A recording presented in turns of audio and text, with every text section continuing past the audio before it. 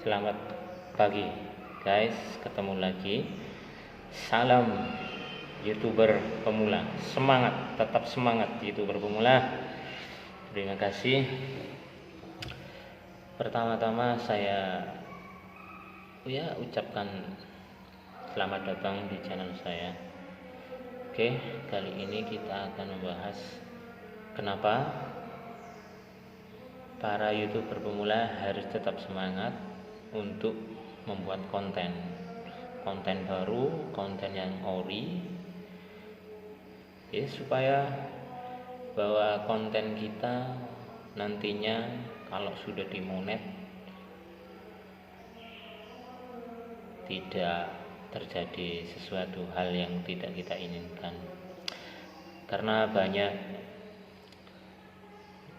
YouTuber yang kontennya sudah monet tetapi kena re-upload ataupun yang lainnya. Tapi yang jelas bahwa kita sama-sama pemula, hai YouTuber pemula, saya juga pemula.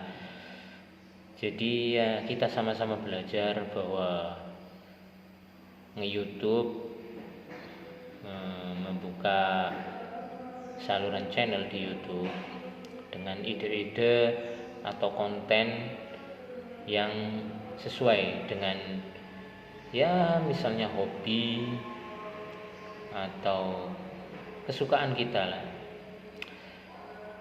Saya sebenarnya bingung mau konten apa, karena saya kekurangan ide-ide yang unik. Jadi saya cuma bisa mengonten dengan omongan, dengan kalimat-kalimat seperti inilah.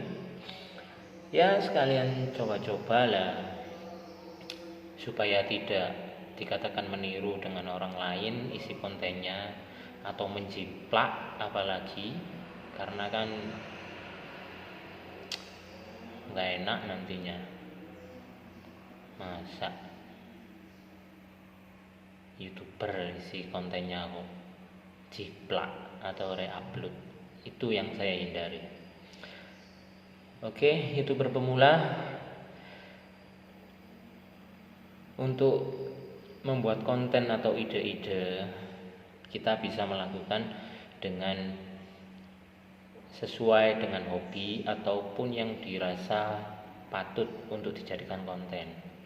Banyak kok contohnya YouTuber yang memuat konten sesuai dengan katakanlah yang tidak membuat repot ataupun yang tidak membuat beban bagi kita untuk mengisi konten YouTube kita. Satu misal contohnya memancing. Ketika Anda hobi memancing, maka itu bisa dijadikan konten untuk channel Anda.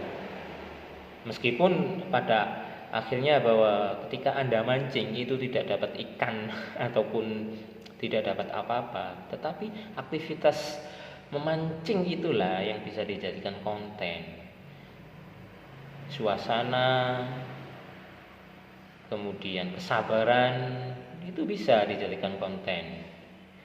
Atau apalagi misalnya melakukan hobi jajan atau beli makanan di jalan-jalan, itu kan bisa dilakukan.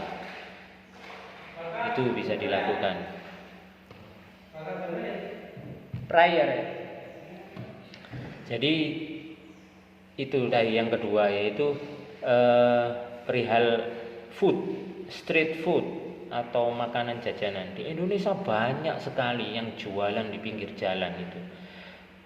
Kan kita ketemui misalnya ada tempe penyet yang di setiap jalan, pinggir jalan atau perapatan atau perempatan perempatan atau di kota-kota. Itu kan banyak PKL yang berjualan makanan. Kan bisa pagi atau sore atau bahkan malam sampai dini hari. Itu banyak. Kemudian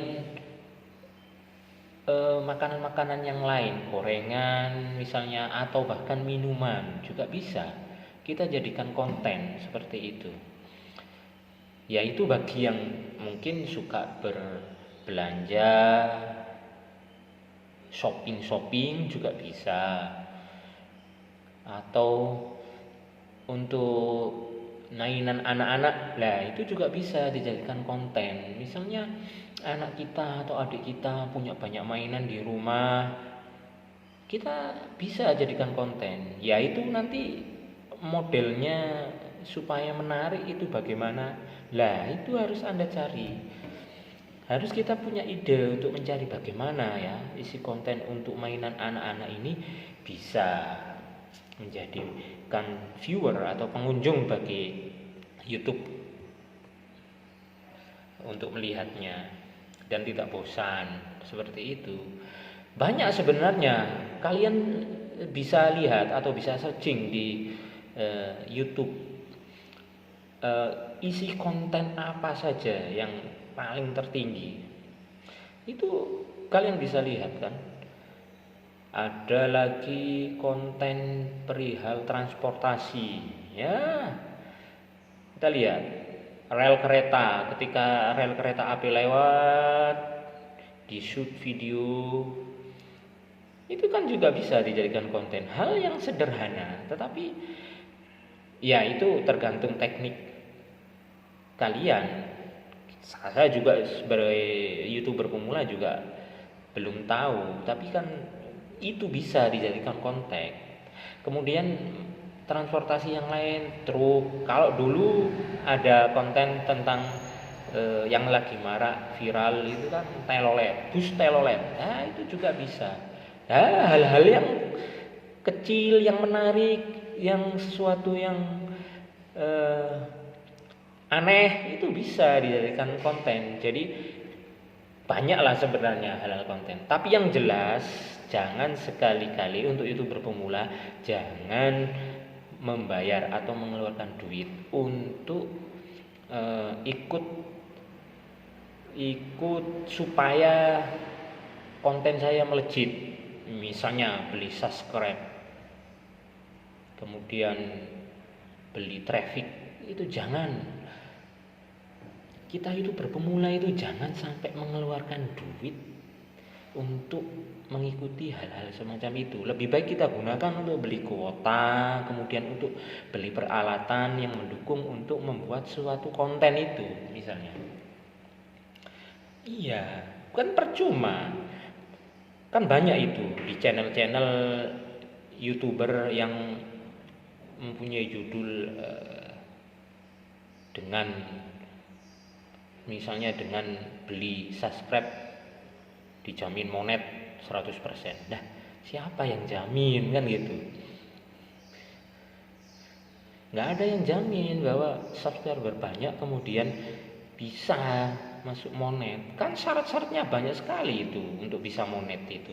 Salah satunya subscribe harus minimal 1 juta.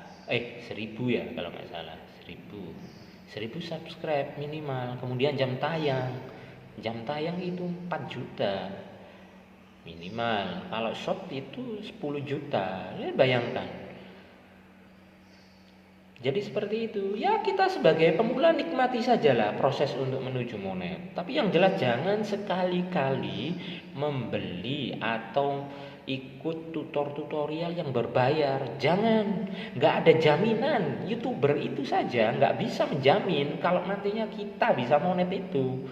Ya, iya. Salam YouTuber pemula, salam. Kita sama-sama sukses di YouTube online. Terima kasih. Dah, selamat.